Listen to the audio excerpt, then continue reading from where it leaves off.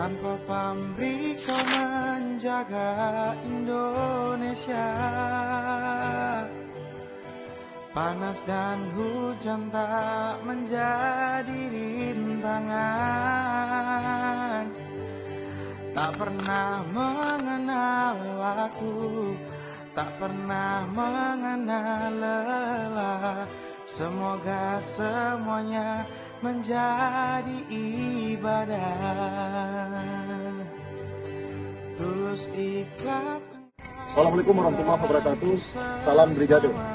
Kami personil Satuan Brimob Polda Aceh pada hari ini kembali mendistribusikan air bersih di Desa Lami, Kecamatan Darul Makmur, Kabupaten Nagan Raya.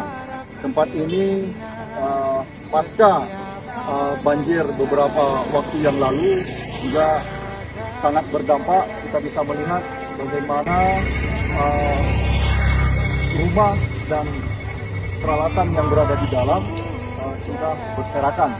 Dan juga kami menghimbau kepada masyarakat untuk selalu menggunakan masker ketika berada di luar rumah, karena demi menjaga kesehatan yang nantinya berdampak kepada saluran pernapasan.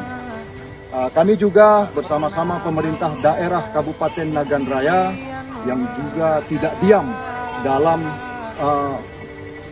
bersama-sama untuk membantu masyarakat yang berdampak musibah ini. Demikian komandan yang dapat kami laporkan. Brimob Presisi untuk masyarakat Brigade.